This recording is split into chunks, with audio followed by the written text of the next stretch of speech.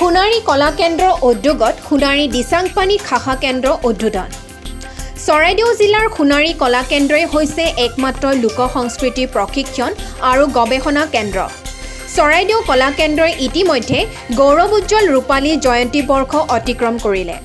ৰূপালী জয়ন্তী বৰ্ষৰ লগত সংগতি ৰাখি অঞ্চলে অঞ্চলে শাখা কেন্দ্ৰ খোলাৰ সিদ্ধান্ত গ্ৰহণ কৰি আজি সোণাৰী দিচাংপানীত শাখা শুভ উদ্বোধন কৰে সোণাৰী চৰাইদেউ কলা কেন্দ্ৰৰ পৰিচালন সঞ্চালক ফিৰোজ কোঁৱৰে।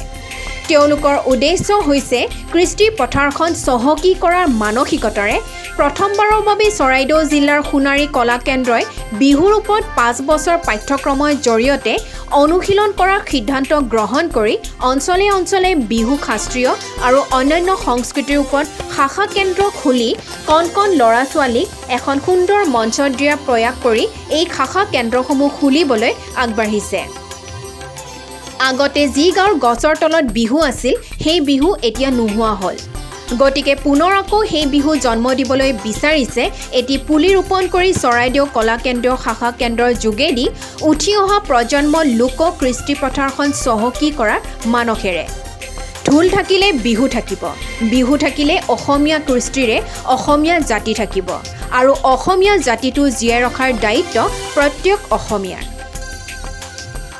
সোণাৰীত লোক সংস্কৃতিৰ প্ৰশিক্ষণ আৰু গৱেষণা কেন্দ্ৰ হিচাপে গঢ় লৈ উঠা চৰাইদেউ কলা কেন্দ্ৰই ইতিমধ্যে 25টা বৰ্ষ অতিক্ৰম কৰিলে আৰু এই ৰূপালী জয়ন্তী বৰ্ষৰ লগত সংগতি ৰাখি আমি অঞ্চলে অঞ্চলে একোটিকৈ শাখা কেন্দ্ৰ খোলাৰ প্ৰয়াস কৰিছিলোঁ আৰু আজি আমাৰ ধেমাজি দিচাংপানী শাখা কেন্দ্ৰটি শুভ উদ্বোধন হৈছে।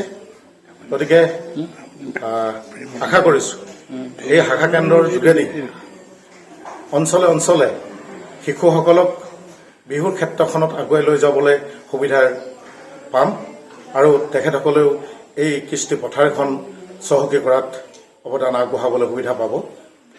এইখিনিতে আমি প্ৰয়াস কৰিছোঁ 5 বছৰীয়া পাঠ্যক্ৰম ভিত্তিত এই বিহুৰ প্ৰশিক্ষণ দিবৰ বাবে ক্ৰিয়াত্মক আৰু শাস্ত্ৰীয় দুয়োটা দিশ সাঙুৰি লৈ আমি 5 বছৰীয়া পাঠ্যক্ৰম প্ৰস্তুত কৰিছোঁ। চৰাইদেউৰ পৰা কৃষ্ণ গগৈৰ ৰিপৰ্ট, পূৰ্বতৰ টাইমছ।